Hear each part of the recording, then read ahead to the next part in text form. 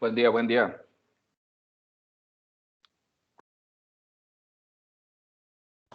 Buen día. Perdón, tuve un pequeño asunto familiar, pero ya estamos acá. ¿Quiénes andan por acá? Sergio, José Eduardo, Jorge. Vi que hace rato me contestó Fer.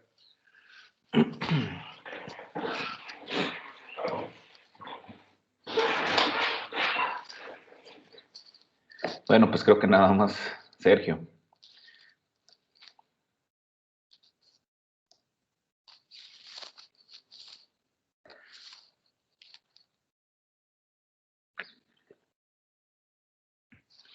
Bueno, mi propuesta es, mejor, ¿qué les parece si nada más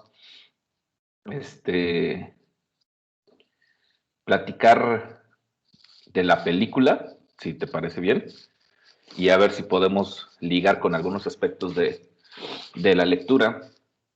Digo, ojalá se incorpore alguien más, pero pues si no podemos hacer eso, ¿qué te parece, Sergio? Sí, me gusta la idea. Órale. Bueno, no sé si alguien más esté por acá, si, no sé, Fer o alguien más. A ver, en general, ¿qué les pareció Cabeza de Borrador? ¿Qué viaje tuvieron con Cabeza de Borrador?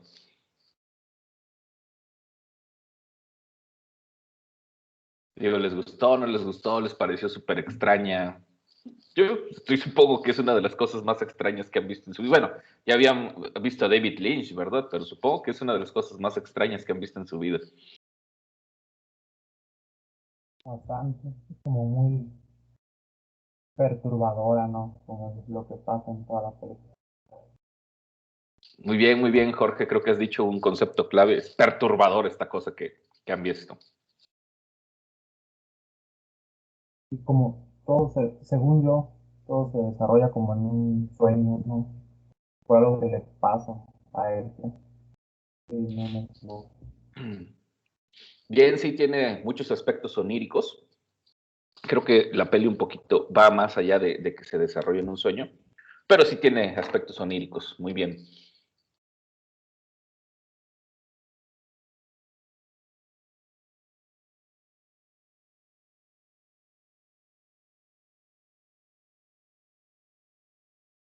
¿Quién más? Ya se animó Jorge a dar algunos. Adelante, Fer.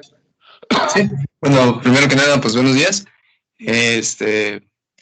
Sí, a mí me llama la atención la decisión del director de filmarla en blanco y negro.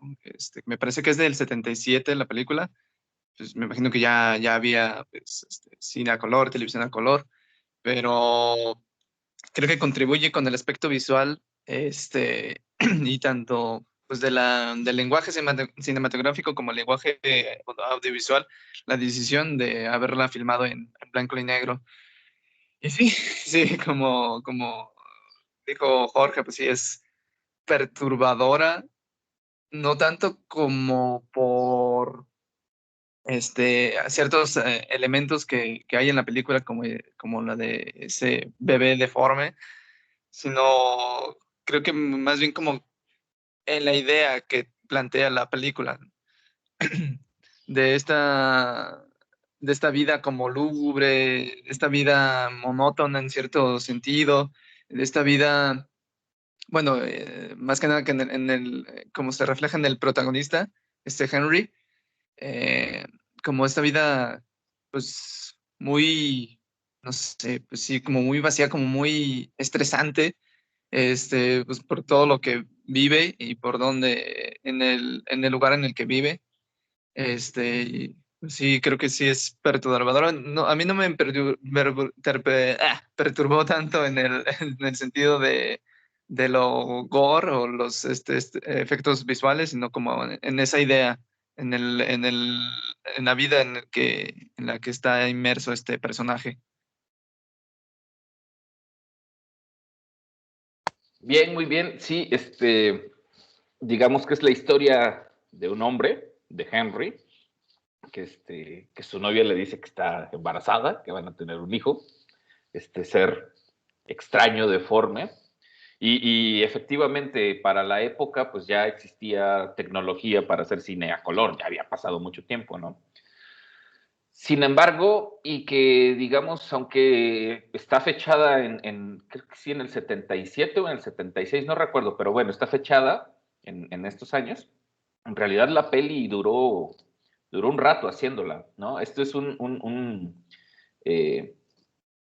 este es un llamado de atención a todos los que quieren hacer cine, sobre todo los que, bueno, por aquí hay alguno que participó en producciones estudiantiles antes de la pandemia y que algunos se han empezado a desesperar de por qué no sale el corto y que no sé qué.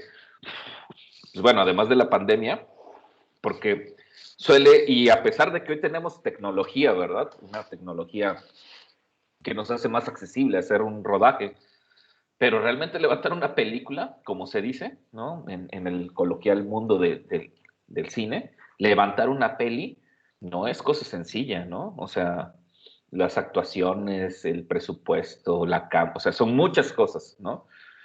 Y aquí queda claro, ¿no? Con David Lynch, que es, digamos, su primera película, aunque él ya había hecho cortometrajes o cosas más estudiantiles, y es su primera peli, largometraje, y pues se llevó, no sé si 4, 3 años, 5 años, pues se llevó un tiempo para poder hacerla. De hecho, ahí tuvo algunas complicaciones con el actor que la hace de Henry, porque pues bueno, obviamente con el paso de los años uno cambia, ¿verdad? Y bueno, fueron como muchas cosas. Sin embargo, más allá de este dato curioso, que es importante para el análisis de la película, pero no deja de ser un dato curioso, lo cierto es que hay una decisión estética con la cuestión del blanco y negro, y en eso sí estoy de acuerdo contigo, Fer. O sea, no es porque sí, no es una decisión nada más de limitación técnica, etcétera, sino también es un joven director que quiere explorar, y seguramente habrán escuchado por ahí varias veces esta frasecita en la fotografía como en el cine, pues si quieres lucir más artístico, pues hazlo en blanco y negro, ¿no? ¿Por qué? Pues por el manejo de la luz, por el manejo de las atmósferas, etcétera. Sin embargo, más allá de esa, digamos, como tan sabida y tan sobada idea de que el blanco y negro, el manejo del blanco y negro da un toque más artístico, creo que lo importante acá es el manejo de la atmósfera a partir de esta condición de la película, de manejarla en blanco y negro, ¿no? Ok, a ver, los demás, ¿qué les pareció Cabeza de Borrador?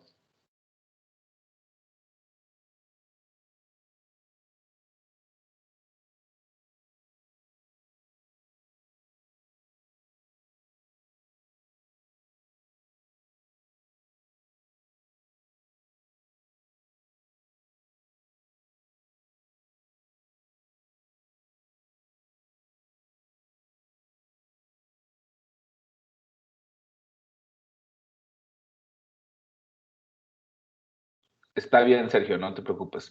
A ver, José Eduardo.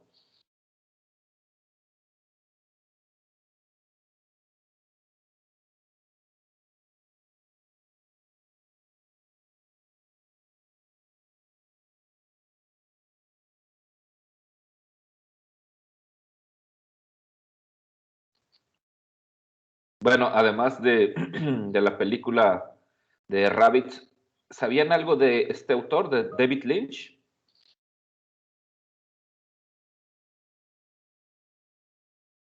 Dice Sergio, pero lo primero que quiero decir es mantener, ahorita te doy la palabra, Fer, es mantener la línea general de perturbador. Me parece que la película es perturbadora en el sentido más directo, la realidad se perturba, se modifica ante nosotros. Muy bien, muy bien, muy bien. Adelante, Fer. Sí. Yo sí había escuchado hablar de David Lynch, más que nada por bueno, al momento de ver o analizar algún otros trabajos eh, surrealistas, es como de los primeros nombres de directores que saltan a la luz. Este, pero en sí, ver algún trabajo de él, pues no está hasta ahora en esta materia, pero sí lo había escuchado comentar pues bastante en algunos otros como canales de YouTube, donde alguna vez había visto algún video sobre cine experimental o surrealista, pues sí es como, lo mencionan pues bastante, es muy referido y es como de los mayores exponentes o como unos, no sé si llamarlo como dentro de lo surreal, como lo diferente, sino, porque sí es, o sea, de todo lo que yo he visto que se podría considerar surrealista en lo cinematográfico, creo que es como el más, no sé, diferente, no sé cómo llamarlo, es como eh, un cine, pues, sí está muy loco, pero no sé cómo describirlo, pero sí es como algo diferente a lo que yo he visto. Sí, has dicho un aspecto muy importante, Fer. Eh, David Lynch, o sea, no solamente es un director de cine, es un artista. ¿Sí? De hecho, él, en realidad, pues bueno, sí estudia para ser cineasta, pero también él estudia artes y está muy interesado precisamente en toda esta, llamémosle, en toda esta corriente artística del surrealismo, ¿no? Que pues bueno, en el arte vamos a encontrar pues a varios, sobre todo pintores, pues, ¿no? Dalí, bueno, a ver, ayúdenme, ahorita se me olvidan los nombres, los tengo aquí en Leonora Carrington en México, ¿cómo se llama este otro francés? Breton, ¿no? Eh, bueno, nuestra compañera Isis, que ya no está con nosotros, quería hacer un análisis de un artista surrealista el año pasado, española, pero vecindada en México, porque pues llama mucho la atención, ¿no? El arte surrealista llama mucho la atención pues por el manejo de las formas, por el manejo de los iconos, de las imágenes, porque de repente, como lo decía hace rato Horacio, porque de repente todo es muy onírico, nos conectamos con ese tipo de arte por esta cuestión emotiva precisamente de los sueños, ¿no? Que no es la típica, perdón, ni pintura ni fotografía así como muy naturalista, muy realista, con la cual podemos conectar emocionalmente por ello, ¿no? Sino que apela un poco más al aspecto imaginativo, figuras amorfas, figuras antropomorfas, figuras sin sentido, aparentemente, ¿no? Y que a lo mejor pues pueden estar ahí dentro de todos esos elementos, muy semióticos, por cierto, muchos aspectos humanos, ¿no? Sueños, miedos, temores, deseos, anhelos, un sinfín de aspectos humanos que el arte surrealista se permite o se da licencia. En México, bueno, pues tenemos a un gran director de cine, no necesariamente mexicano o nacido en México, pero que entendió muy bien la cultura mexicana, ¿no? Luis Buñuel, que seguramente habrán visto alguna peli. Qué lástima, bueno, quizás si les parece bien, porque dentro de mi selección de películas no está Buñuel, pero si les late un día nos podemos dar chance de ver una peli de Buñuel. Seguramente habrán visto Los Olvidados, que es un clásico, que creo que todo mexicano debería de ver, pero hay más películas que Los Olvidados. Digo, o sea, Luis Buñuel hizo varias pelis muy interesantes y algunas mucho más, digámoslo así, complejas en el sentido de este aspecto surrealista, ¿no? Al cual Buñuel se sentía partícipe de estos movimientos artísticos. Y David Lynch, digamos que es un heredero, que este movimiento surrealista, pues podríamos identificarlo más hacia los años 40, 50, eh, aunque no sé, digamos, tal cual esta generación, digamos, de artistas, pues fue muy fructífera, pero tal cual no ha existido una muerte de este género. Pues David Lynch, digámoslo así, es un heredero de estos de estos artistas, y si bien esta película y en sus películas va a dar muchos ejemplos de esta forma de ver, ¿no?, el cine, pero el arte en general, pues nos va a adentrar a, digamos, sí, a un cine experimental. Ustedes tuvieron un acercamiento en el EMIA al cine experimental el año, pues hace ya van para 2 años, ¿no? Y de repente uno cuando escucha la palabra cine experimental, pues se imagina muchas cosas, ¿no? Y cuando lo ve de repente dice, pues no manches, o sea, eso qué, ¿no? Esos cortitos de, a veces de 1 minuto, incomprensibles, uno dice, pues eso, ¿qué onda, no? O sea, no le entiendo nada, ¿no? Porque a veces hay un tipo de cine que es expresión totalmente pura, ¿no? Sin embargo, llevado a una narración medianamente convencional, vamos a ponerle así, ¿no? Como cabeza de borrador, nos damos cuenta de las posibilidades que permite el cine experimental. Y es decir, el cine experimental no es nada más hacer cualquier locura ahí en 1 o 2 minutos, sino es experimentar con la forma, ¿sí? El cine de David Lynch, lo voy a poner así, puede gustar o puede no gustar, ¿sí?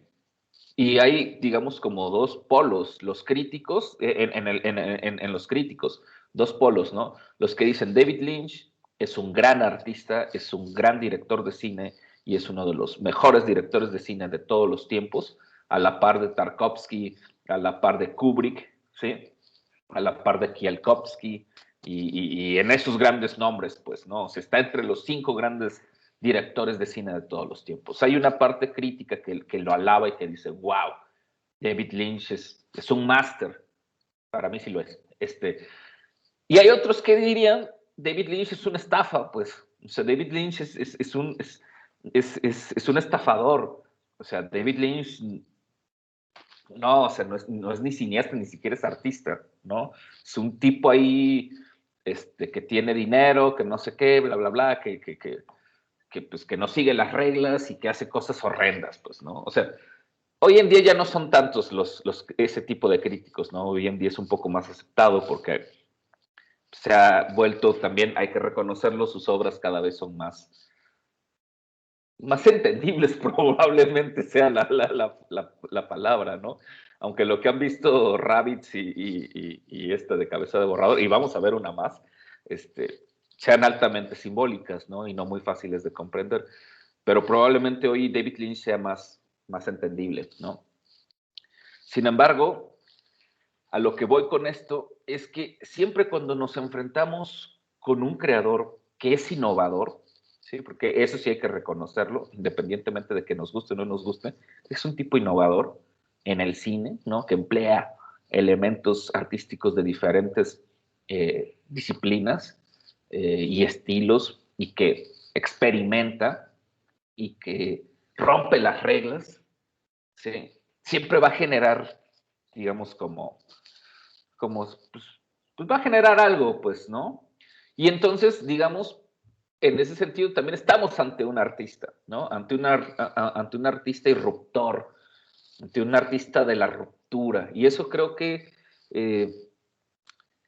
como se los digo, qué lástima que pues algunos compañeros de ustedes que pues por diferentes circunstancias no están acá, no puedan aportar ideas, porque creo que algunos que les gusta el arte, que les gusta toda esta parte, pues como lo menciono de nuestra compañera que ya no está con nosotros, podrían aportar muchas cosas, ¿no? Porque la cuestión del arte, sí, es súper interesante para hacer estos análisis, no tan acá intelectualoides, semióticos, sino como para poder entendernos como seres humanos. O sea, el arte es, llamémoslo así, digo, es una frase muy hecha, pero creo que funciona. El arte es una oportunidad para vernos como seres humanos, pues nuestras evoluciones, nuestros miedos, nuestras angustias, nuestras alegrías, o sea, todos los procesos humanos ahí, ¿no? Los podemos ver a través del arte. Y creo que Lynch lo hace así. Dice Horacio, sus películas son comerciales, por así decirlo. Más bien, sus películas son anticomerciales de Lynch y las últimas probablemente sean un poquitín más comerciales, aunque Más bien es por la fama que se ha ganado, ¿no? Es así como decir, ay, güey, o sea, quiero trabajar con David Lynch, entonces pues ya trabaja con actores reconocidos, ¿no? Pero sí, digamos que eso es lo comercial que ha logrado. Ok, muy bien, ¿qué me pueden decir? ¿Qué más me pueden decir de esta obra?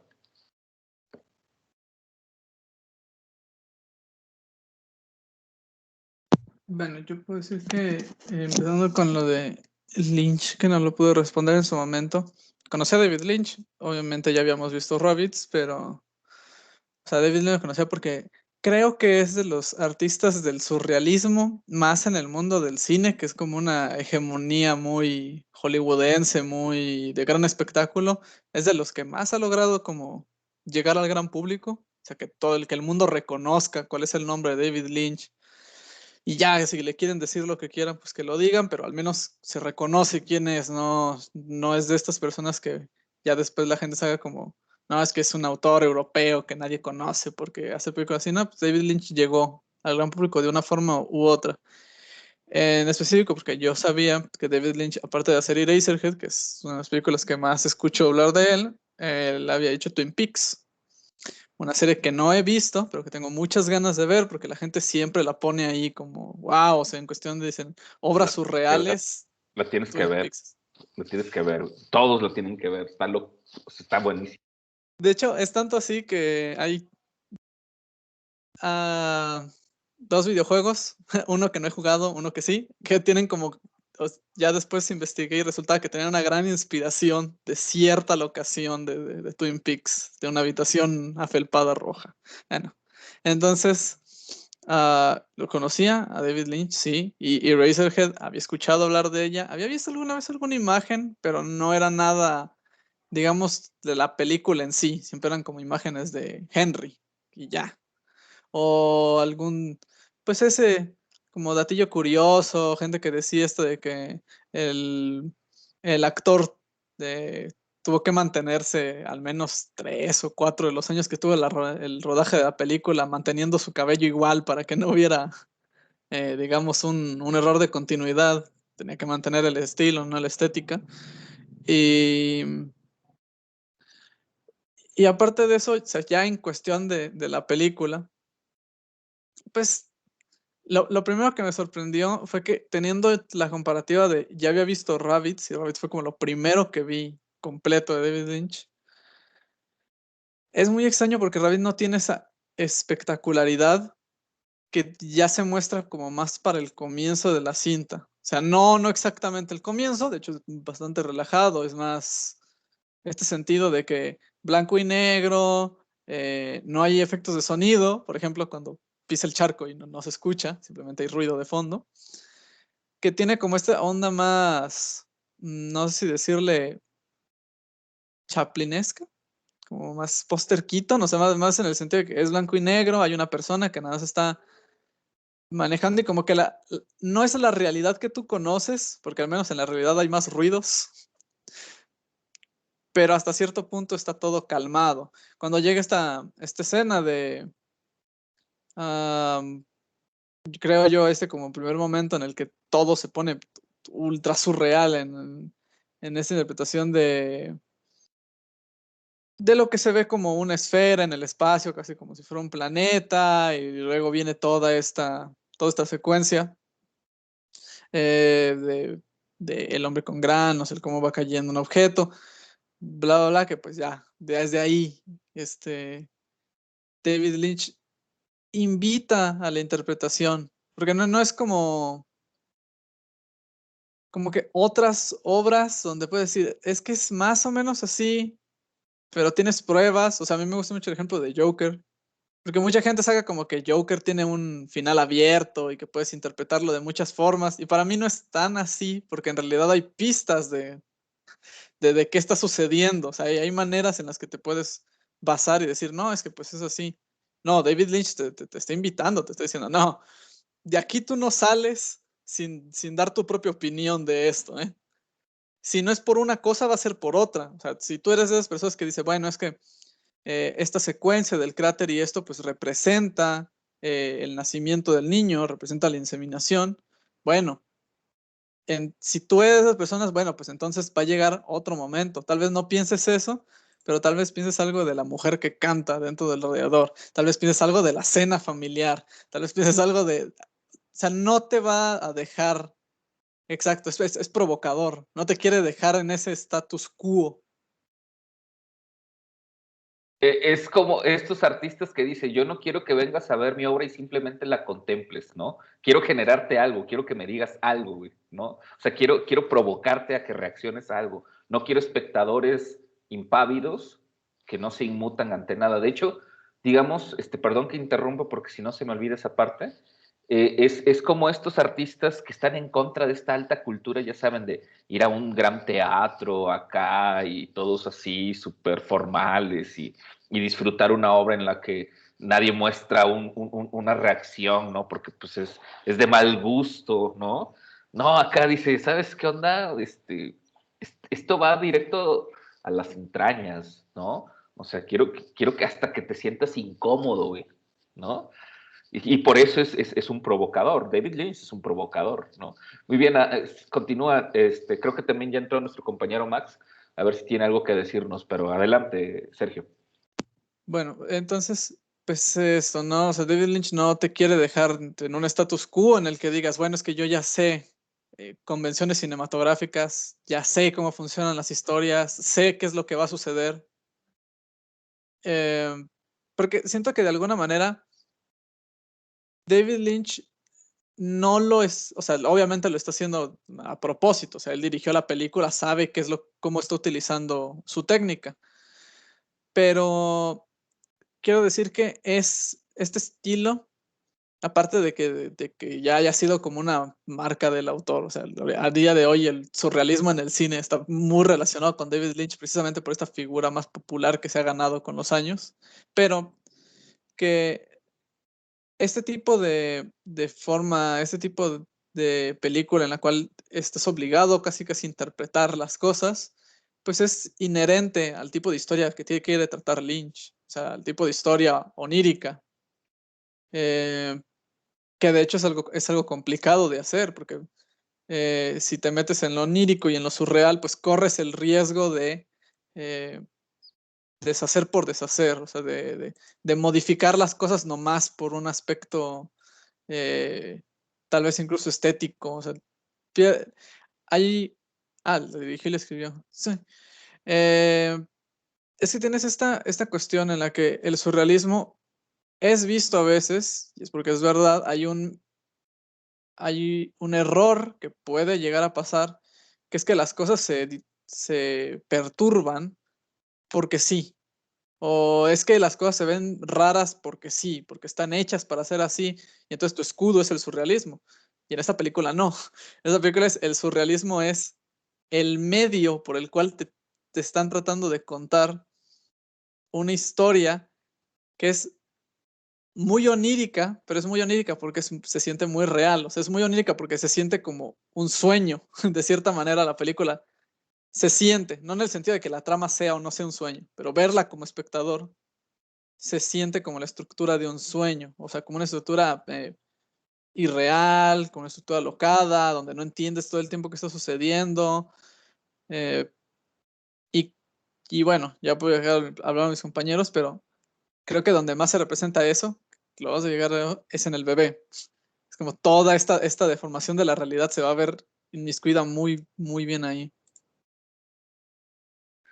Sí, muy bien, muchas gracias, Sergio. Yo agregaría nada más una cosita ahí, abonando lo que has dicho. O sea, David Lynch no quiere ser extraño o no quiere hacer películas extrañas para dárselas de ser extraño, ¿no? Como, bueno, no vamos a criticar, pero sí, vamos a criticar. Pero como luego de repente algunos artistillos o hasta alguna gente que de repente para buscar su identidad en el mundo, pues eso, ¿no? Se viste raro, busca ser raro, pero en el fondo ni siquiera es raro, pues, ¿sí? En el fondo son las personas más convencionales del mundo, ¿sí? Si ustedes ven a David Lynch, no se viste acá, ¿no? Súper extravagante ni nada. Es un anciano hoy en día, pues, ¿no? Pero su creatividad que raya en no, que rayen en eso, en la genialidad. Es lo que le permite estas cosas, o sea, estos mundos extraños, estos mundos raros, no tienen que ver con personalidades estrafalarias, o al menos no en David Lynch, pues, ¿no? Y entonces ahí es cuando uno rompe como con toda esta onda, ¿no? Ah, sí, soy estrafalario, y mientras más estrafalario sea, más extraño soy, pero los conoces y en el fondo son las personas más hasta conservadoras y convencionales del mundo. No, en Lynch no va eso. Sin embargo, en sus obras dices, wow, qué cosa tan extraña, ¿no? Como dice Sergio, claro, hay una estructura cinematográfica, pero efectivamente no, la estructura cinematográfica onírica no está en que la película sea un sueño, ¿sí? Sino está en que nos permite acceder a los sueños, pues, ¿no? Y por eso cinematográficamente uno parece que está en lo onírico, ¿no? Está en una estructura onírica, ¿sí? Ok, a ver, ya anda por acá también Max, anda por acá Eduardo, a ver, échenle. Hoy no tienen que comentar la lectura y tienen que comentar una película.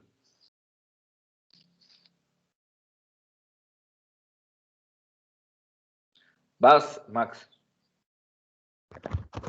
Ya, antes de todo, una disculpa la tardanza. Es que me mandaron unos mandados.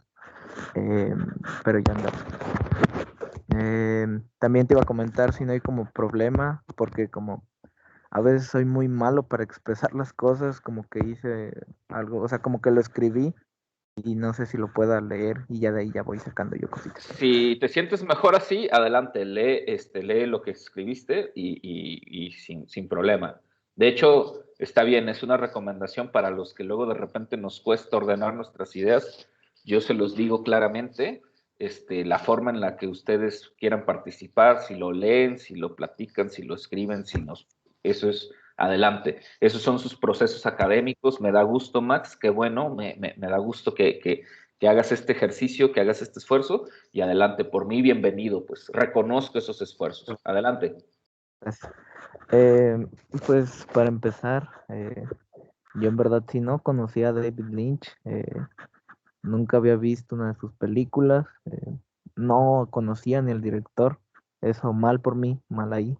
Este, pero en sí David Lynch está caracterizado, o sea, como después de como ver la película, como de esas cositas que te dan, ¿no? Que te surgen de, ah, quiero conocer más de la película o más del director.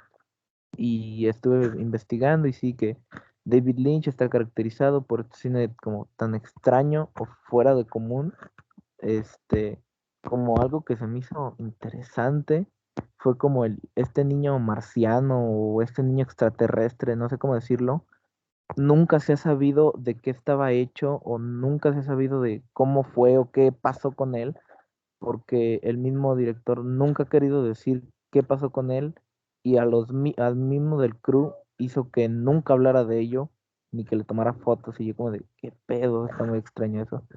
Este, también como como me imagino que también su cine va mucho a esto como muy extraño, muy raro, como porque el director experimentó de muy joven experiencias o sucesos extraños para su edad, como el ver a una mujer llena de sangre, también como siento que eso influyó.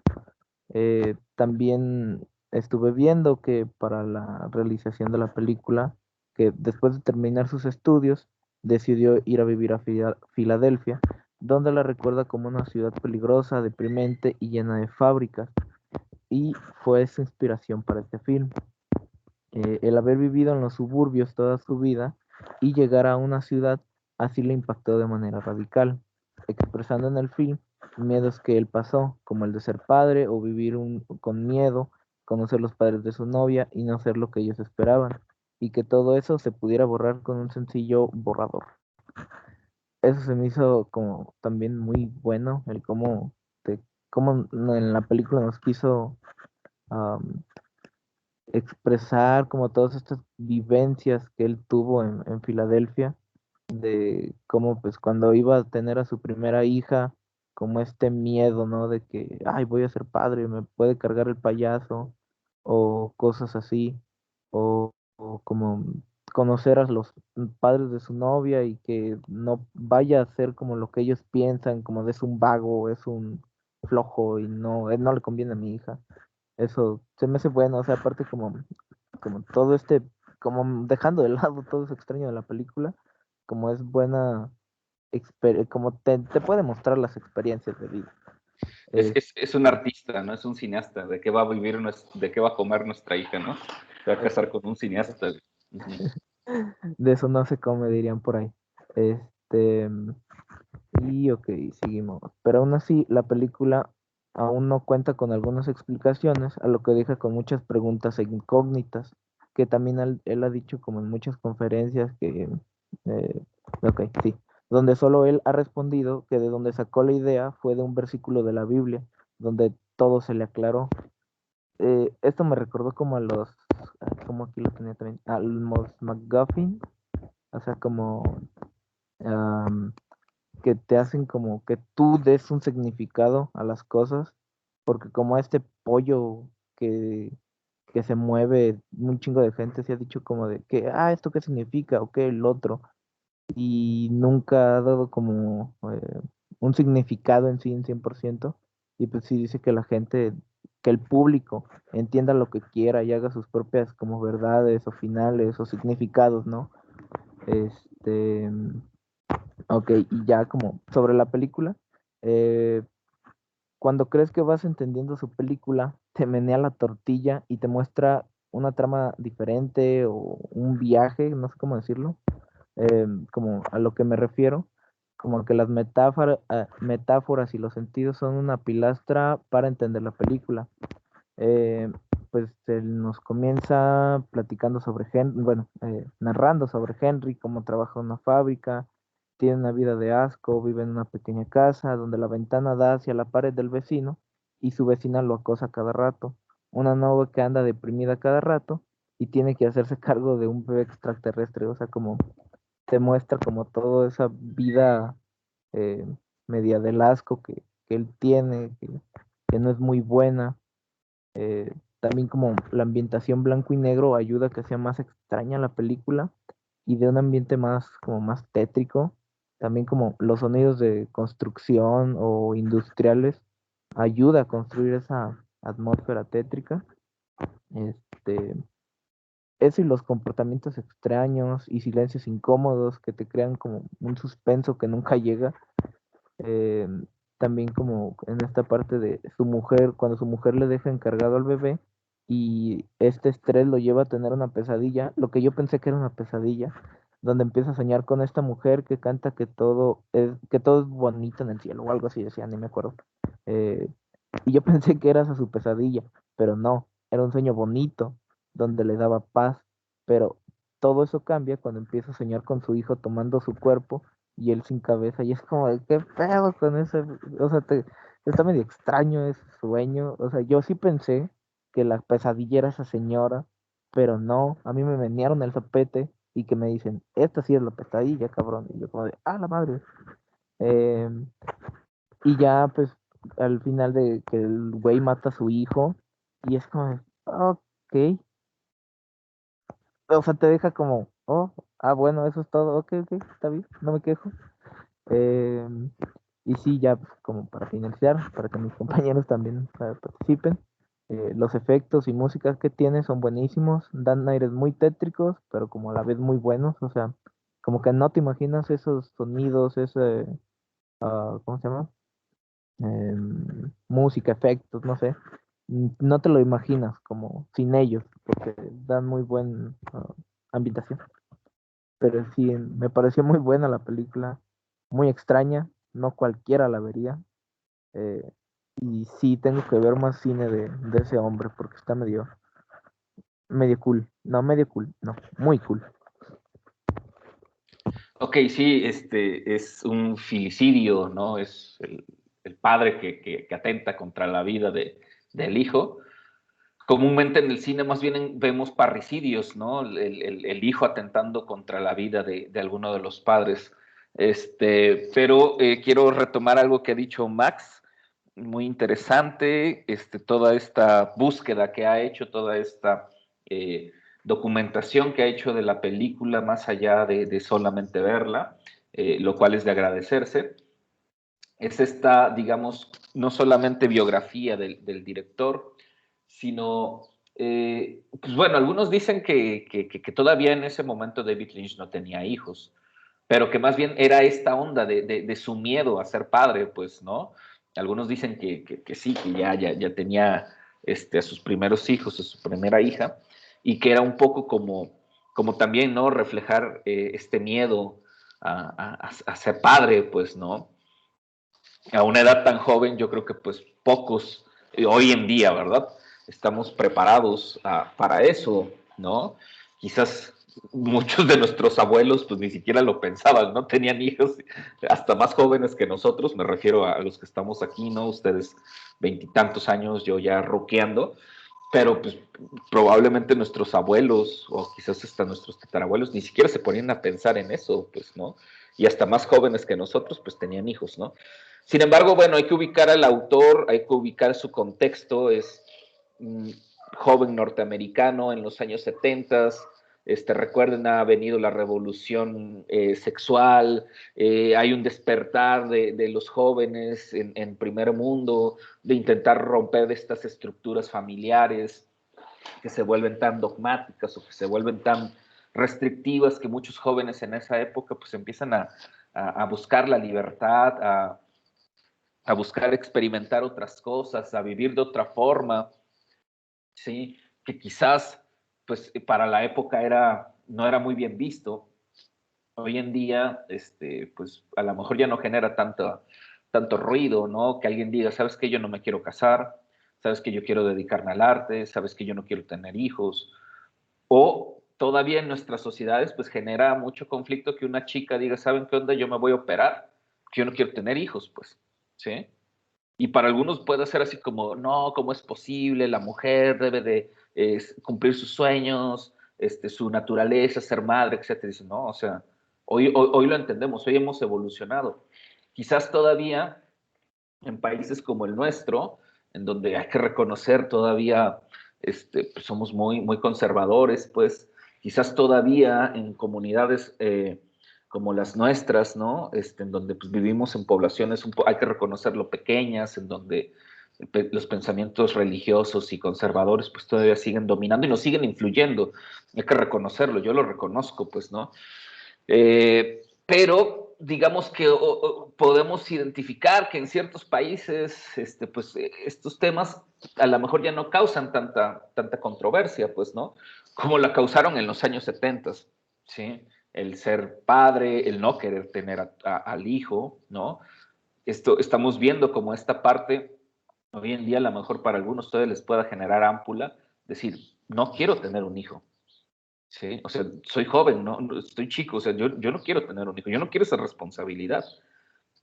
Nos venderían, y lo ha hecho el cine, oh, claro, un hijo es una bendición, no sé qué, bla, bla, bla, para madres y para padres, ¿no? Wow, sí, mi hijo, lo deseo con todo mi corazón, no sé qué.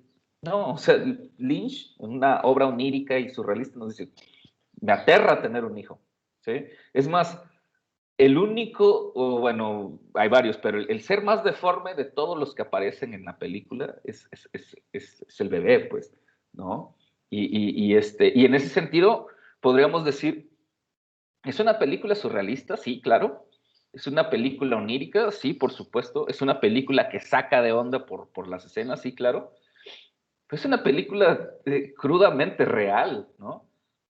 ¿Quién no ha sentido? Y bueno, aquí estoy con puros hombres, qué lástima que no nos estén acompañando mujeres, en el sentido no solamente de género y de apertura, sino pues también para escuchar su opinión, pero creo que todos podemos acordar, a lo mejor todos hemos vivido esa parte, y cómo de repente cuando vas por primera vez a casa de tu novia a conocer a tus papás, digo a tus papás, a sus papás, pues es una cuestión incómoda, ¿no? Yo creo que cuando uno es joven es una de las cosas que más nervios le puede dar, ¿no? Ir a casa de los padres de tu novia, y que te pregunten a qué te dedicas, qué haces, estudias, ¿no? Trabajas, no sé qué onda. O sea, todo eso, pues, ¿no?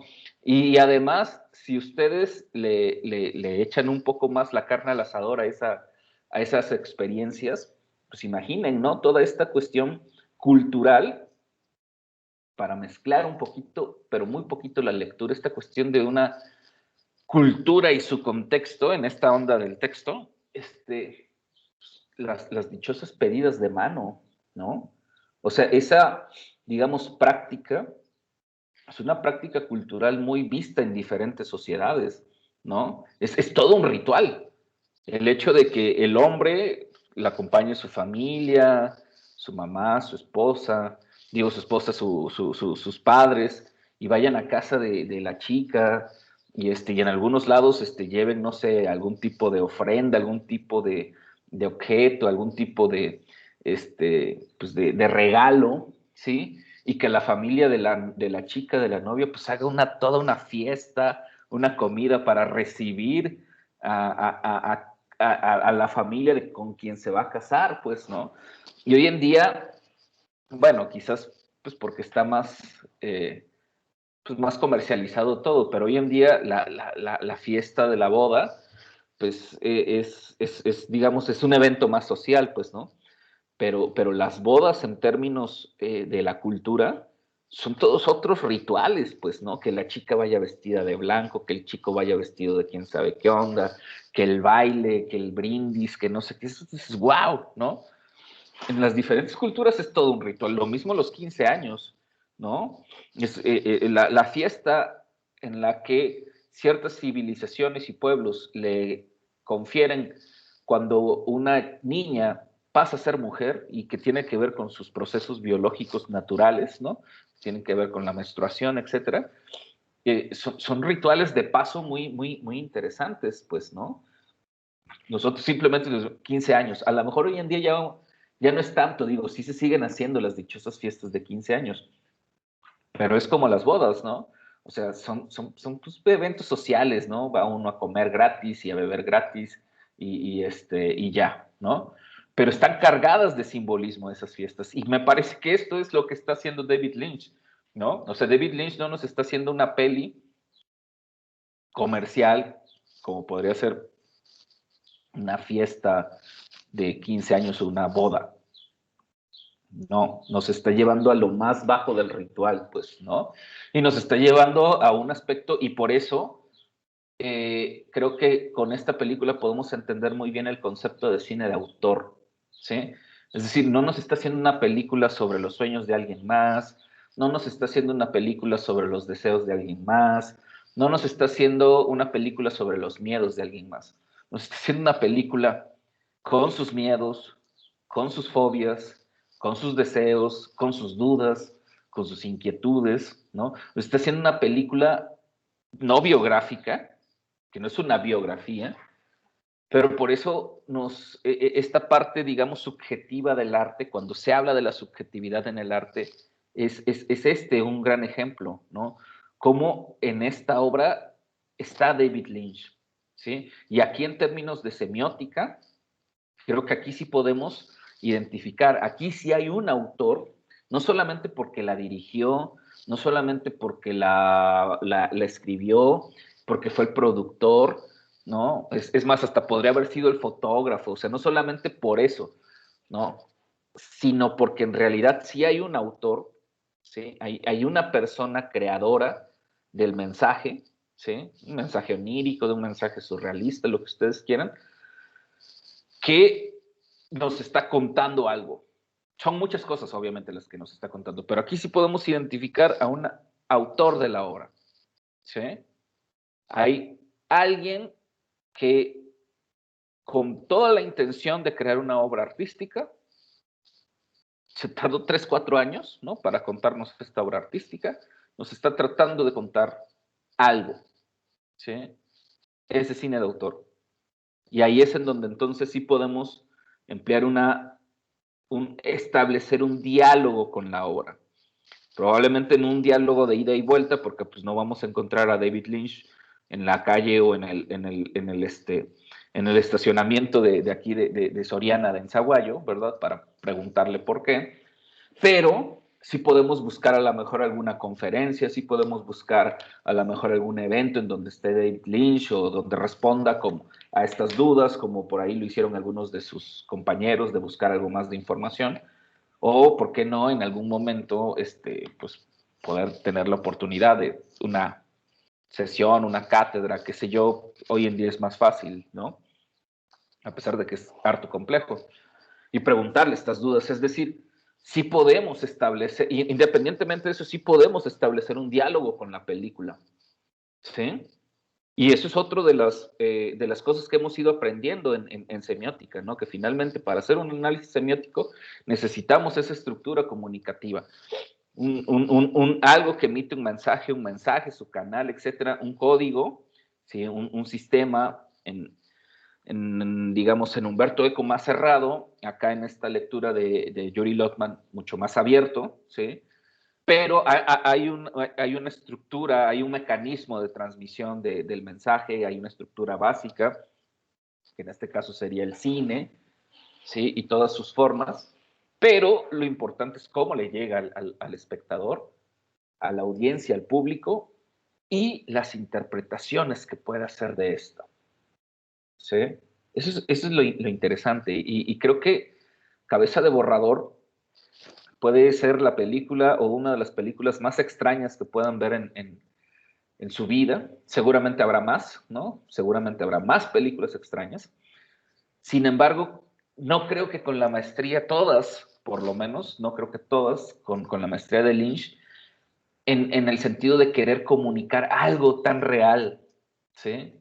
Que es el miedo a ser padre, ¿sí? El miedo que te da ir a casa de la novia a pedir la mano de ella, ¿no? El miedo que le da vivir con su chava, ¿no? O sea, estar ya con una persona todos los días, ¿no? Convivir con una persona todos los días. Obviamente yo creo que todos hemos sentido, ¿no? Este deseo, sí, quiero mucho a mi novia, no sé qué onda, bla, bla, bla. Pero ya cuando empiezas a pensar en eso, ¿no? Si, chin, tengo que convivir todos los días con ella, y no solamente me refiero de hombres a mujeres en general, ¿no? Convivir con los cambios de humor de la pareja, con sus manías, con sus sueños, con sus dudas, con sus temores, con sus angustias, con sus alegrías, etcétera. O sea, para muchos de la época de nuestros padres, pues ni siquiera, lo vuelvo a repetir, ni siquiera se lo pensaban. Pero David Lynch sí se lo empieza a cuestionar, pues, ¿no? O sea, Lynch empieza como que a cuestionar todas esas verdades que no se cuestionan de la sociedad norteamericana. De hecho, es una sátira, ¿no? De esta sociedad, como lo dijeron, industrial, ¿sí? De esta sociedad, de este mundo gris, de este mundo así, digamos, todo, de este mundo laboral, ¿no? Trabajo, casa, trabajo, ¿sí? De repente por ahí decían, es una película perturbadora, estoy de acuerdo, ¿no? O sea, pero no por una cuestión de que te perturbe el miedo, las secuencias, que está en blanco y negro, estos seres deformes, etcétera. Es perturbadora porque es crudamente real en ese sentido, ¿no? O sea, un hombre que está, pues, tenido un hijo, tiene una esposa, un trabajo, esclavizado en un sistema en donde todo es bueno o malo, blanco y negro, no puede salir de ese mundo, ¿sí? Fantasea, tiene deseos, tiene anhelos, quiere ser algo más que un gris obrero, ¿sí? Pero pues no puede, ¿no? Eso para mí es más, o sea, para mí es perturbador, pues, ¿sí? La parte amarga de la vida, dice Horacio. Sí, claro, es perturbador esa parte, ¿no? Y Lynch lo cuestiona de una manera, con una obra onírica, surrealista, etcétera. Esto es lo que está presente en estas pinturas de André Breton, esto es lo que está presente en Leonora Carrington, esto es lo que está presente en estos grandes artistas del surrealismo, pues, ¿no? Que de repente uno diría, eh,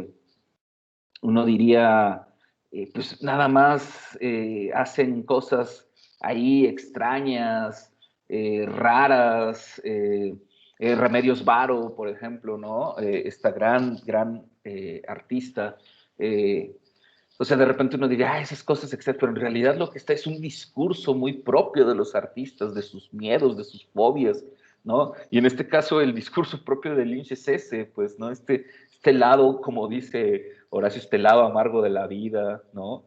Y está muy bien, a mí en lo personal me parece que está muy bien reflejado en esta obra, ¿sí? Ok, yo ya no quisiera hablar más, quisiera escucharlos, no sé si están de acuerdo con esta interpretación que hago. Obviamente pueden estar no de acuerdo y es totalmente válido, pero a mí, en mi opinión, me parece que la peli va mucho de eso, ¿no?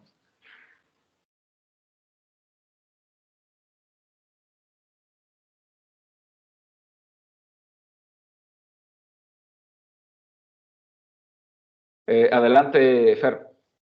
Sí, sí, pues es como ya habíamos comentado, como habías dicho, acabas de decir, perdón. Sí, es una película de miedo, pero sí, de un miedo real, de un miedo hacia a enfrentar tu realidad, tus responsabilidades, porque pues viéndolo bien, pues sí es el estar con una persona, ya tener tu trabajo, tener un hijo, es una grandísima responsabilidad y también una responsabilidad, creo, social, más que nada, no por tú participar de tu sociedad, sino como una presión de tu misma sociedad de que te obliga a comportarte de cierta manera y seguir la norma. Creo que también por esa parte Lynch hace una crítica sobre esta presión social que se vive, bueno, pues básicamente en todo, todas las culturas, pero pues él reflejada en lo que fue con su contexto, como también lo mencionó Max, pues él vivía en un barrio pues de los suburbios como más tranquilo y ya vas a te mudas a una ciudad como más ajetreada, más monótona y como que tu perspectiva cambia y tu rol en la sociedad también cambia. Este, y te exige la misma sociedad seguir ciertos parámetros, ¿no? Y creo que por esa parte creo que también una obra pues muy, sí, muy concisa, muy directa en ese sentido. Bueno, ya que lo pensamos pues bien en esa manera, pues sí como que hace una crítica social de la responsabilidad y la presión social. Sí, muy cierto. A lo mejor sin siquiera querer hacérsela de muy crítico, pero en la película está, ¿no? A la presión social, a ya tienes determinada edad, ya te tienes que casar, igual no solamente para él, sino también para este personaje femenino, ¿no? Tienes que tener hijos, etcétera, etcétera, etcétera. Pero a la vez también esta fobia, este miedo, ¿no? Y si sacamos cuentas, pues cuando Lynch hace esta película, pues no era un joven de 18, 19 años, ya por ahí debería de andarle llegando a los 30, entre los 27 a los 30 más o menos debe haber tenido Lynch, quizás un poquito más de los 30, pero ahí en ese margen, ¿no? Es decir, estamos hablando de un adulto mayor, bueno, no adulto mayor de 60 años, pero estamos hablando ya de un adulto, ¿no? Y si lo volvemos a poner en contexto de su época, lo vuelvo a repetir, pues para esa época una persona de 30 años, pues ya tenía que tener su vida hecha, ¿no? Hijos, casa, a lo mejor hasta ahí por su segundo divorcio, pues, ¿no? En la sociedad norteamericana, ¿no? De la época, bueno, no, todavía no, era todavía una grave situación el divorcio, ya no tanto en Estados Unidos, en México, pues sí, ¿no? Era una hecatombe familiar que alguien se divorciara en esas épocas. Hoy en día, pues lo vemos un poco más normal, ¿no? Afortunadamente.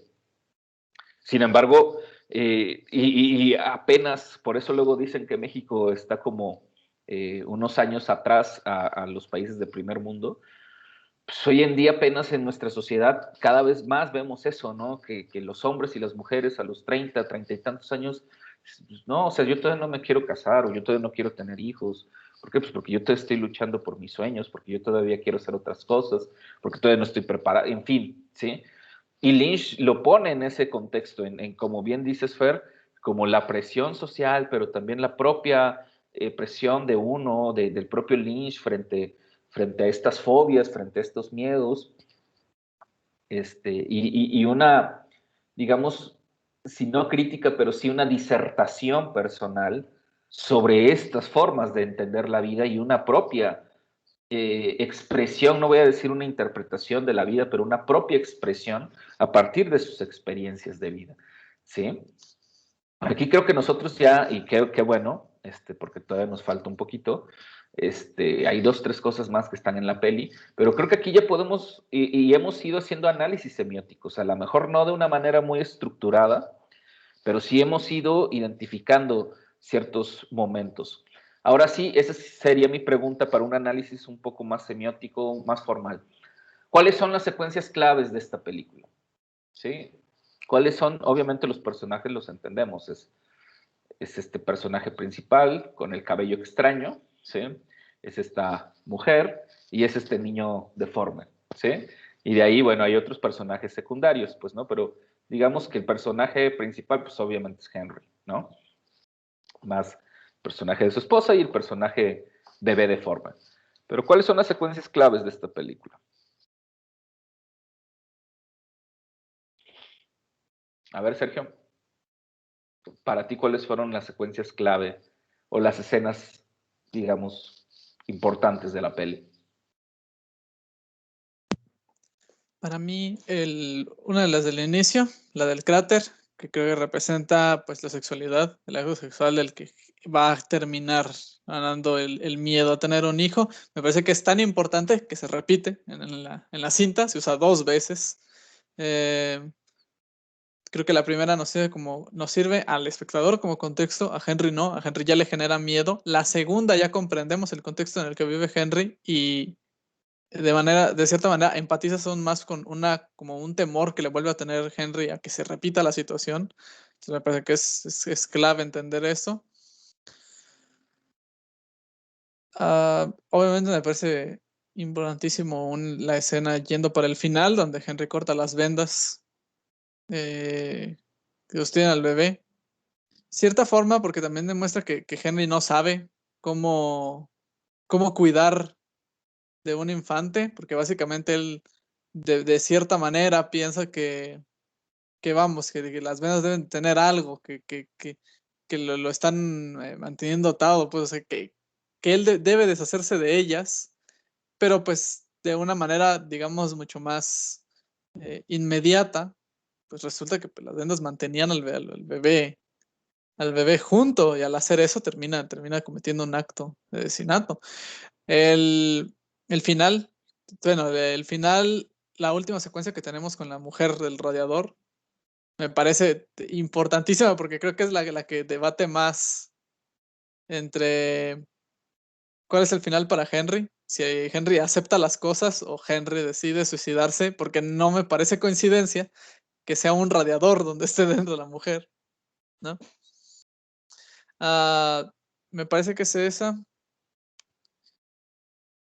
Y si te vas a quedar con otra, creo yo que no entiendes como bien el concepto de que Henry le tenga miedo o hasta qué punto Henry le tiene miedo al concepto del parentesco hasta que no llega la escena de cuando el bebé reemplaza su cabeza. Creo que hasta ahí no llega, porque para mí esa escena representaba mucho, toda esa secuencia. Representa un montón de cosas. Representa que Henry tiene miedo de que él pierda una identidad que tiene como ser humano a costa de la de su bebé, por lo tanto su bebé pasa a ser él. O sea, él pasa a perder su identidad como persona, ya no es Henry, sino que ahora es papá.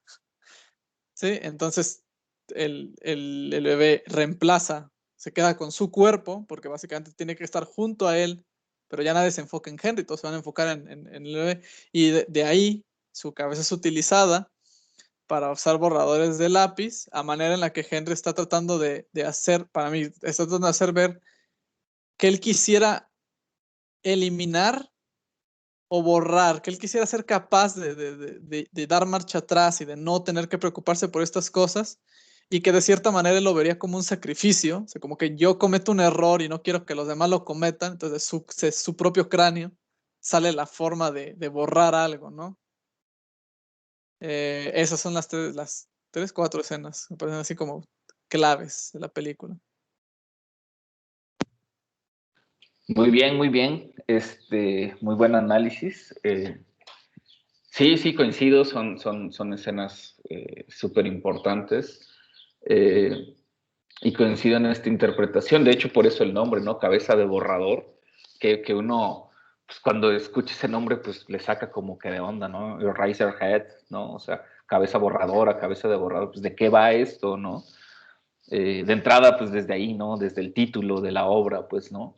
Vuelvo a insistir, por eso Lynch es un artista, es como cuando uno va a un museo y lee el título de una obra surrealista y dices, ¿por qué se llama así? ¿No?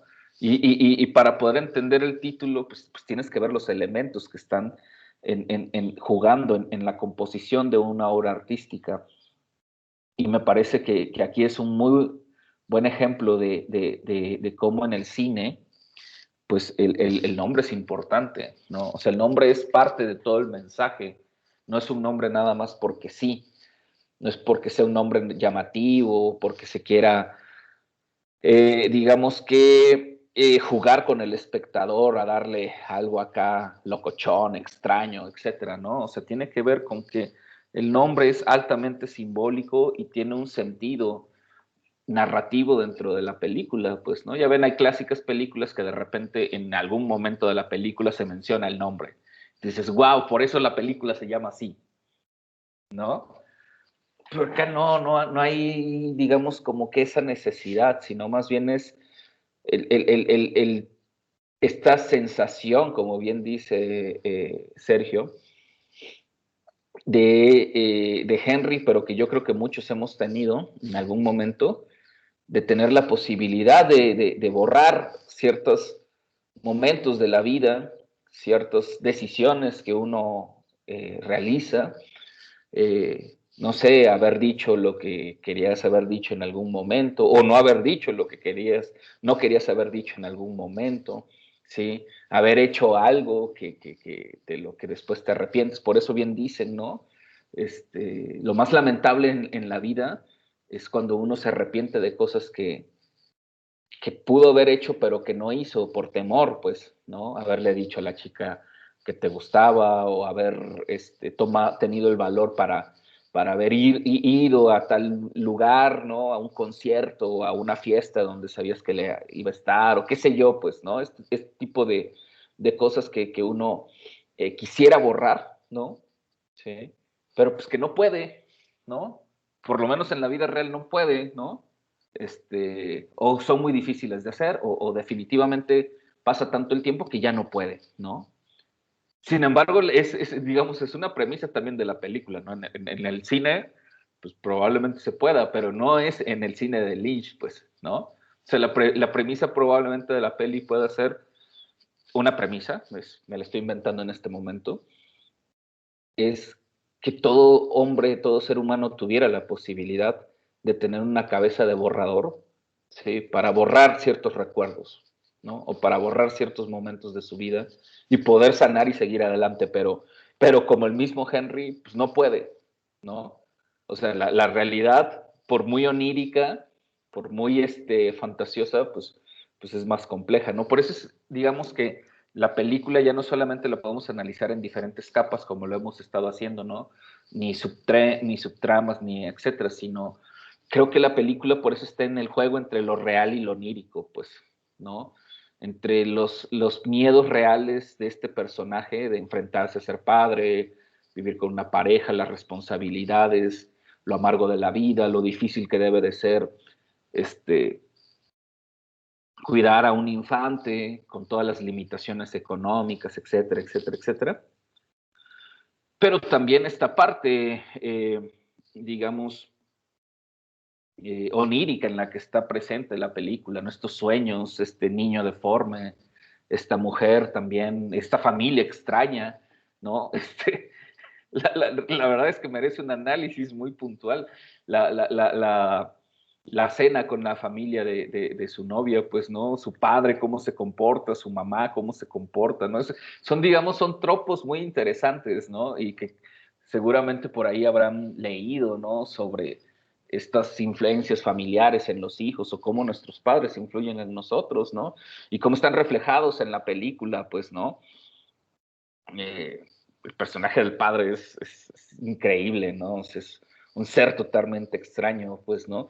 Y aún así se acerca y le dice unas palabras que sacan de onda ahí a Henry, ¿no? Esta mujer también, ¿no? Esta comida que es altamente simbólica y extraña. O sea, esa escena es valiosísima, pues, merece un análisis brutal, pues, ¿no? Pero también esta escena en donde el niño está llorando y este Henry no puede, ¿no? O sea, se voltea para acá, el chamaco no se calla, pues, ¿no? Y llega el momento de la desesperación, pues, ¿no? Digo, yo nunca he tenido hijos, creo que nunca los voy a tener, pero lo que voy es, pues recuerdo a amigos, a familiares que pues llegaban y decían, es que anoche no pude dormir porque el niño estuvo enfermo, y estuvo llore y llore toda la noche y estoy súper cansado y yo así de, oh, ¿no? Qué raro, yo sí pasé una muy buena noche, ¿no? O sea, esa parte, ¿no? En la que uno, cuando no tiene hijos, pues, o porque así lo decida, o por el momento en el que uno vive, que te quedas y dices, wow, ¿no? O sea, pues sí, qué bonito los niños, qué buena onda, son curiositos, ¿no? Qué chido. Yo quisiera volver a ser niño, pues, ¿no? Claro, jugar, no sé qué onda. Pero de repente también uno, siguiendo con esta parte amarga de la vida, cuando creces y cuando llega un momento adulto en el que dices, pues sí, sí quiero seguir siendo niño para no tener ciertas responsabilidades, etcétera, pero también ya no quiero seguir siendo niño, pues, ¿no? Y menos a esa edad, ¿no? En la que, y menos ser papá de un niño así en el que está enfermo. Digo, qué lamentable y qué triste, ¿verdad? No debe de ser nada sencillo y seguramente debe de ser para quienes son padres, pues una angustia, ¿no? Pero creo que estos sentimientos, creo que están ahí en esa secuencia, ¿no? Decir, güey, o sea, ¿por qué no se calla el niño? Pues, ¿no? Está enfermo, tiene hambre, ¿qué le pasa? O sea, no sé qué hacer, pues, ¿no? O sea, no soy un adulto funcional para poder atender esta situación, pues, ¿no? Y entonces Henry es llevado al límite de la locura, pues, ¿sí? O sea, el personaje está en el extremo, pues. Eso es también interesantísimo. Digamos que sí, David Lynch, muy surrealista, muy creativo, muy experimental, pero si uno analiza en términos meramente cinematográficos la construcción de los personajes, pues el personaje de Henry es altamente arquetípico, pues, ¿no? O sea, no es el viaje del héroe que rescata y que libera a un pueblo, no sé qué onda, pero sí es un poco el viaje de Henry a lo largo de su vida, ¿no? Enfrentando a los enemigos en su vida, enfrentando a sus propios enemigos, a sus fantasmas, por así decirlo, en el que tiene que tomar decisiones y es un personaje que es llevado al límite, ¿sí? Eso es interesante porque a pesar de todo, Lynch es un gran cineasta y es un gran guionista y sigue estructuras o convenciones cinematográficas no básicas ni elementales, pero muy formales, ¿sí? Por eso muy bien dicen que todo artista creativo que realmente quiera innovar debe de conocer las formas para después romperlas, ¿no? Para después hacer algo más allá de la forma. Y creo que Lynch lo hace, pues, ¿no? Es decir, nos regala una extraordinaria película empleando formas clásicas de hacer cine, pero llevando la forma a un punto más alto, al punto al que quiere hacerlo este director, ¿no?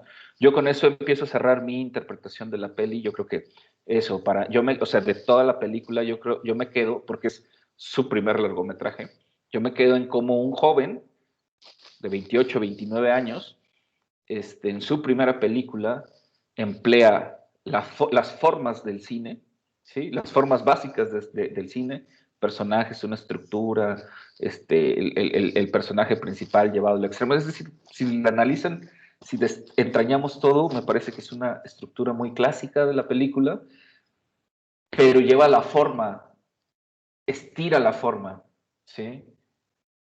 Subvierte la forma, pero porque la conoce, pues, ¿sí? Porque la estudió o porque por lo menos la identifica y ya entra con su aspecto creativo a jugar con la forma. Sin embargo, es una película es una película convencional en ese sentido. No es el cine experimental que vimos en Emía, que de repente son imágenes así raras, no tiene sentido, no tiene forma. ¿Se acuerdan algunas de estas películas que de repente eran totalmente extrañas y uno decía, ¿qué estoy viendo? ¿No? O el cine abstracto, sobre todo el cine abstracto alemán de los años 20, de los años 20 sobre todo, ¿no? Con Joshua Oppenheimer, que de repente uno dice, no sé si han visto el cine experimental alemán, el cine abstracto sobre todo, que de repente uno dice, ¿qué onda, no? Esto no tiene sentido, ¿sí? De hecho, muchos de estos directores de cine abstracto alemán, después, pues obviamente por la guerra y toda esta onda, se mudan a Estados Unidos y creo que es Oppenheimer el que va a influir de manera decisiva sobre esta película de Disney, la primera película de Disney, de fantasía, ¿no? Este clásico de la animación. Y si no mal recuerdo, creo que es Oppenheimer el que influye directamente en esta película. Pero si no, al rato busco algunos de estos cortos abstractos y los posteo en el grupo. Ahorita el nombre que más menciona es Oppenheimer, pero fueron 3 o 4 directores más alemanes, más o menos que coinciden con Fritz Lang, director de Metrópolis y otros más, Murnau y toda esa generación de directores alemanes, desde el expresionismo, el cine abstracto, etcétera, que bueno, van a migrar por las guerras, pero que van a dejar una escuela de cine alemán para esa época muy interesante, pues, ¿no? Y otra vez la necesidad de tener estos contextos históricos, porque todos diríamos, no, claro, Hollywood es la meca del cine, en Hollywood se han hecho las mejores cosas, Hollywood es Hollywood, ¿no? Hollywood es el cine. Y cuando nos damos cuenta, pues no es cierto, pues, ¿no? O sea, sin el cine alemán no hay animación, ¿sí? No hay la animación clásica hollywoodense, pues, ¿no? Sin el cine europeo, italiano, francés, pues tampoco hay avances en el cine estadounidense, pues, ¿no? Es decir, bueno, el cine oriental también, ¿no? Entonces, Lynch también es un muy buen ejemplo de cómo se puede hacer un cine de vanguardia, de cómo se puede hacer un cine artístico, de cómo podemos ver el cine como una obra de arte. Y si uno busca un poco en su biografía, pues sus influencias, pues en gran medida es el cine europeo, porque de hecho él se fue a vivir un rato a Europa, pues, ¿no? Él tiene una fijación por el cine francés, una fijación por el cine italiano, una fijación por el cine alemán, obviamente también por el cine clásico norteamericano, ¿verdad? Estadounidense, pero sobre todo por estas 3 grandes cinematografías de los años 50, 60, ¿no? Por Godard, por Herzog, por toda esta onda del cine alemán. Si no ubican tanto el cine alemán, lo que se conoció como el nuevo cine alemán de finales de los 60, todos los 70, 80, es un cine altamente artístico, ¿sí? Entonces, para mí en lo personal, bueno, sí se los había dicho, me gusta el cine francés, acá, toda esta onda, pero a mí en lo personal me gusta más este tipo de cine, ¿no? El cine alemán, el cine danés, ¿no? Lo que han hecho Lars von Trier, que por cierto es la siguiente película que vamos a ver una de Lars von Trier, vamos a ver El Anticristo, un película, no, pero que bueno, digamos, nos presenta precisamente todas estas preocupaciones humanas, porque al final la peli de Lynch es fundamentalmente humana, es un miedo humano, ¿sí? No es un miedo a la destrucción del mundo, la invasión de los alienígenas, el fin de nuestros... No, es el miedo que puede tener cualquier humano, decir, pues, ¿estaré listo para ser papá? ¿Estaré listo para irme a vivir con mi pareja? ¿Estaré listo para enfrentarme a la vida? Pues, ¿no?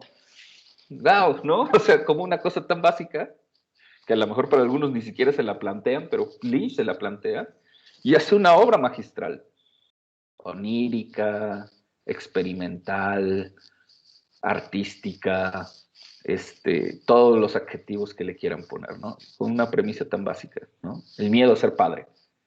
Ahora sí, los escucho sus comentarios finales.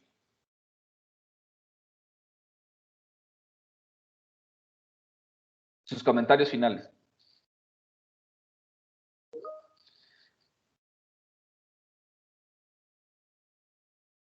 Dice Max, eso no lo investigué, pero sería interesante saber cuánto tenía de presupuesto. No, era un presupuesto muy limitado.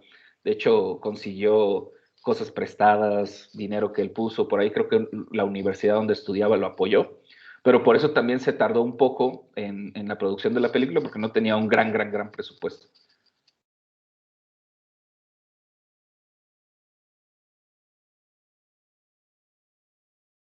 Ok, comentarios finales. Si no hay comentarios finales, Bueno, vas. para mí me parece que es una muy buena película porque rompe ese tema de ser raro por ser raro, que sucede con muchas películas. Al menos no me parece que suceda con la película.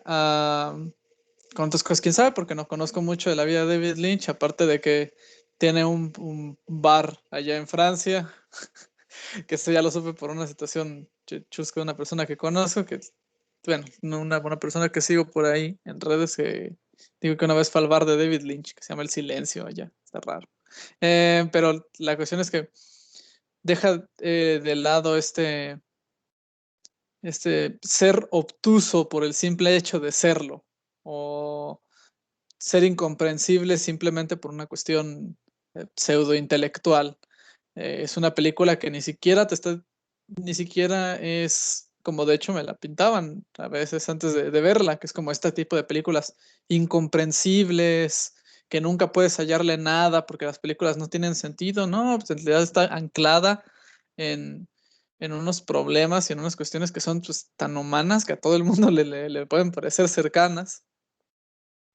Y más que eso, que incluso por ahí investigando vi que incluso David Lynch, creo que sus primeras películas son, bueno, sus primeras obras están basadas en sus propios sueños. Entonces, pues nada más alejado de la realidad, nada de incomprensible, es profundamente personal y humano.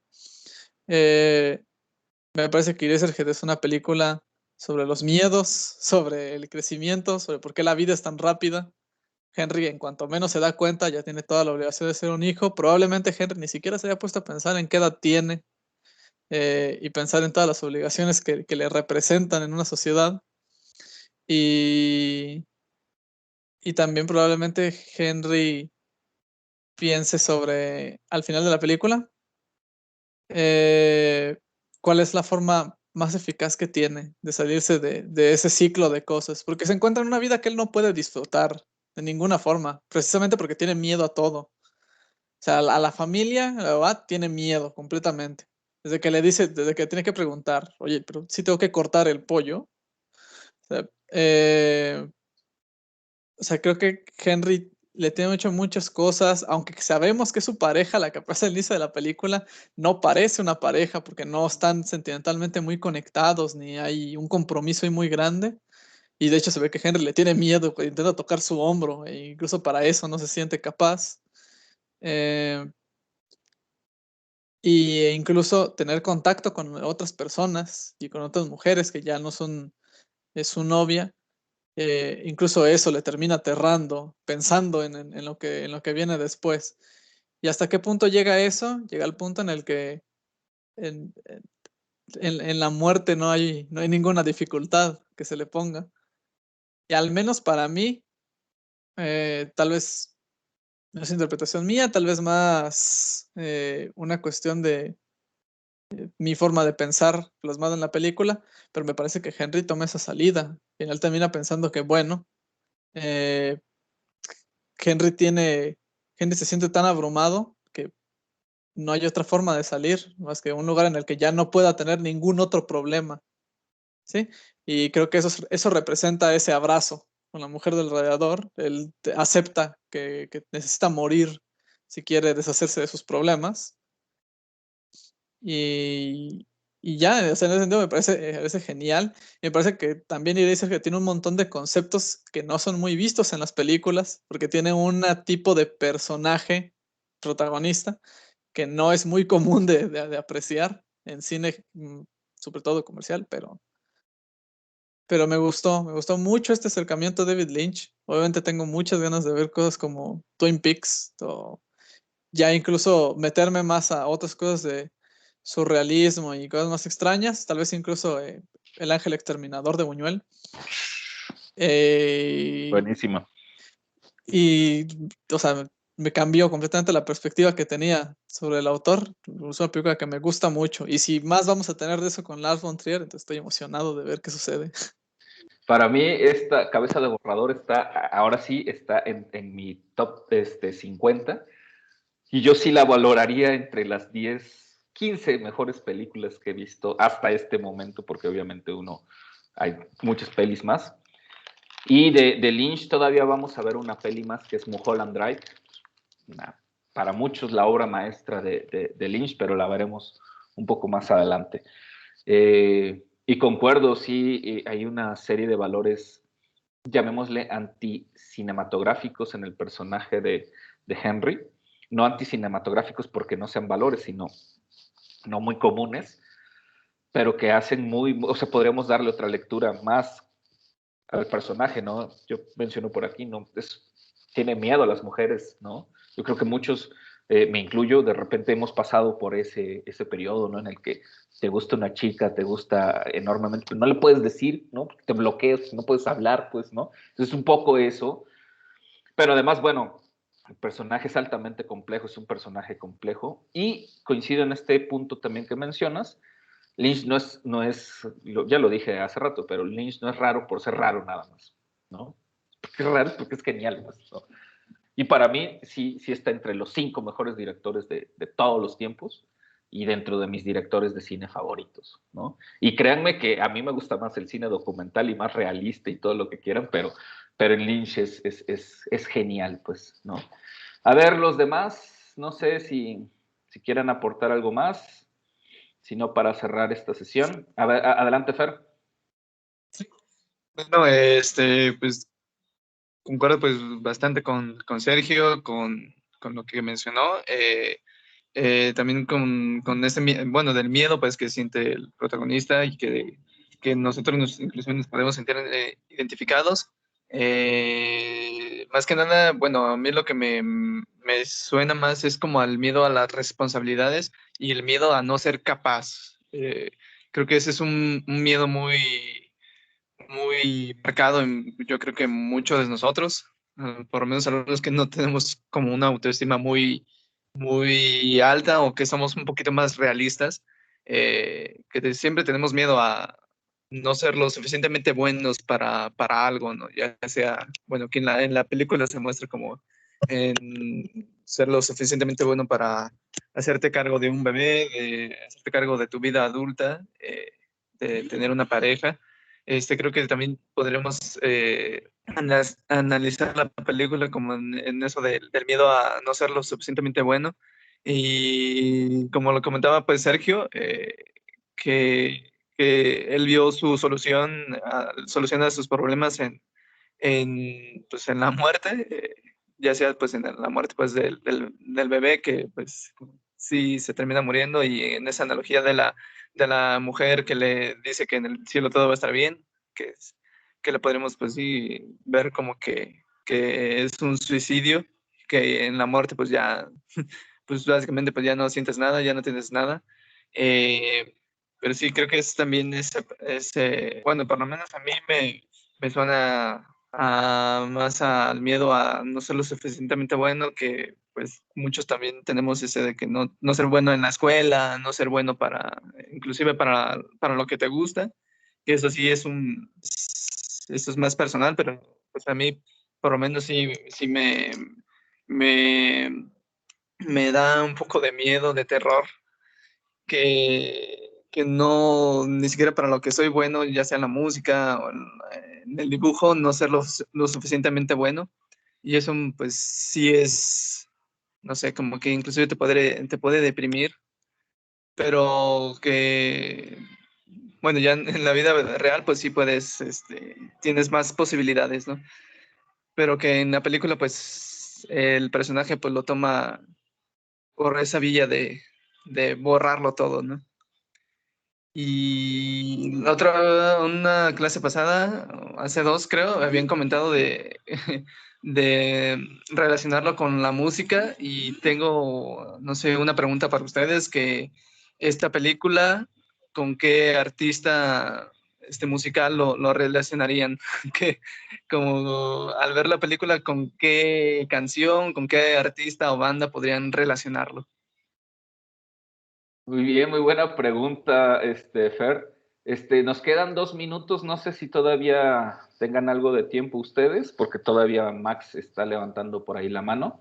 Yo necesito ir por agua, pero antes de irme, yo podría relacionarlo con muchas bandas, sobre todo como progresivas, ¿no? De esta onda escena post-punk, ¿no? Muy New Age.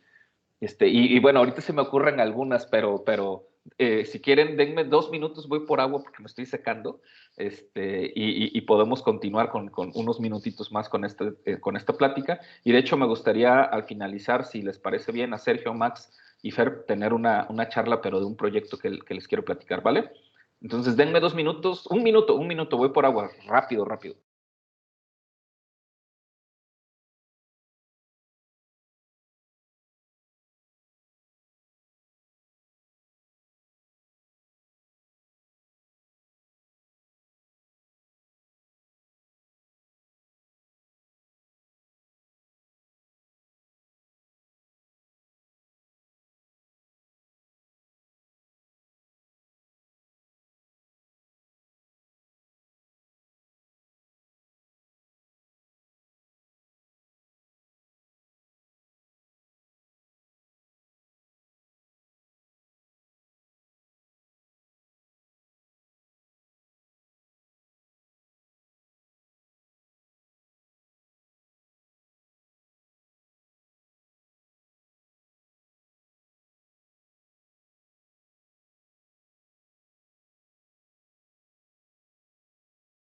Listo.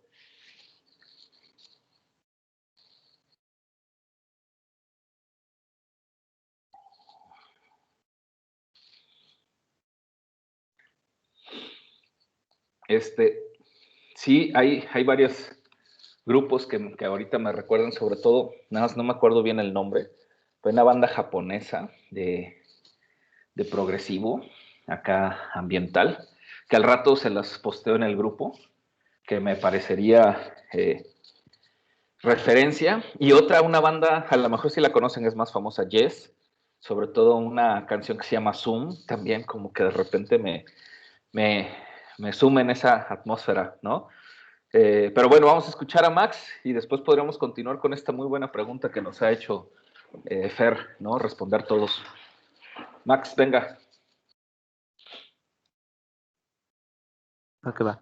Este, pues creo que con estos acercamientos finales, como que ya me abrió más, se me abrió más el panorama. Este, y creo que sí, como que el personaje vivía como que mucho en temor y como que no vivía su vida. Y también como que eso te podría dejar la reflexión como de, pues, no sé cómo decirlo, como la vida es un riesgo, date grasita a todo, ¿no? Como de no le tengas miedo a las cosas, porque si no, pues como que nunca vas a salir de ahí, de, ay, es que tengo miedo de a ver qué piensan los padres de mi novia, que sí, da miedo, ¿no? Pero pues a darte, o sea, si no lo haces, si no lo intentas, pues ahí te van a hallar. También como lo que me comentaba, pues como Gaby, de, pues a lo mejor a veces sí también tenemos como miedo a no ser los mejores y esto y lo otro, pero pues a darle, ¿no? Como para ver qué tan buenos podemos llegar a ser. Este, yo no me parece muy buena la película, la verdad, también sí la voy a considerar como una de mis, no preferidas, pero me encantaron, está media extraña, pero muy muy buena. También espero ver en algún futuro la película que habías comentado, no recuerdo su nombre, que también es de David Lynch.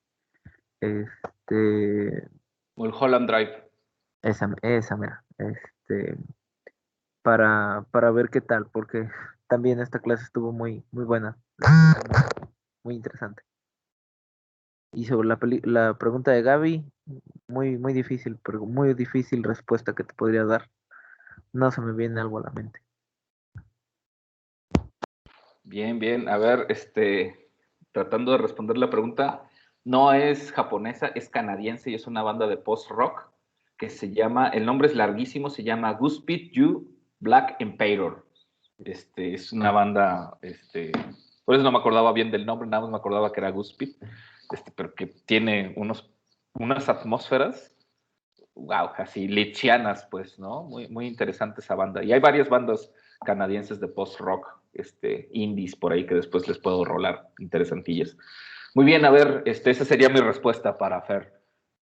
Sergio. Yo tuve dos. En cuanto dijo Gaby a la pregunta, lo primero que pensé fue Waiting for the Worms / Stop de The Wall de Pink Floyd. Porque es justo, bueno, en sentido de que el sentimiento, porque es justo en la secuencia en la que el protagonista de The Wall tiene como su delirio, es la parte en la que están como que marchando, mientras él está armando, y al final de la canción como que hay una turba que se empieza a volver cada vez más ruidosa hasta que él les grita que paren.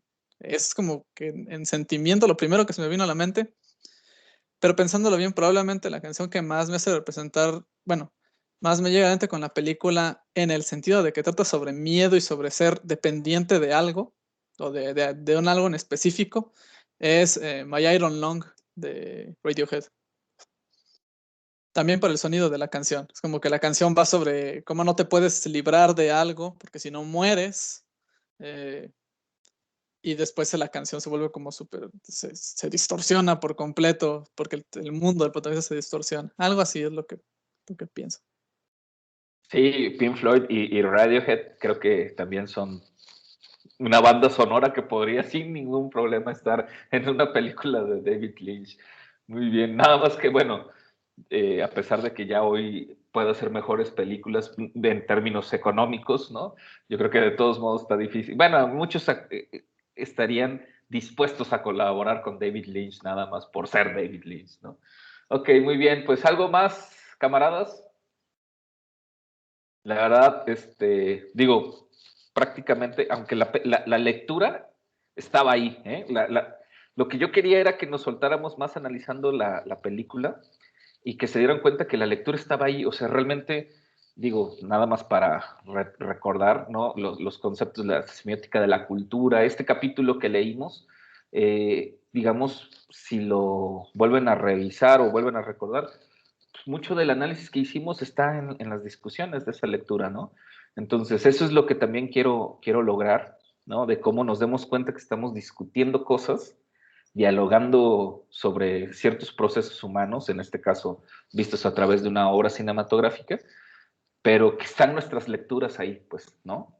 Sin darnos cuenta, y están todas estas lecturas que hemos estado haciendo desde que iniciaron su proceso académico de licenciatura y en lo personal desde historia cultural a semiótica de la cultura. Estoy seguro que ustedes se van a ir dando cuenta que este intercambio de ideas que hemos tenido el día de hoy no hubiera podido ser posible de la misma manera si no tuviéramos estas lecturas hechas, ¿va? Ok, entonces, pues bueno, yo lo dejaría aquí, voy a dejar de grabar, terminamos esta sesión.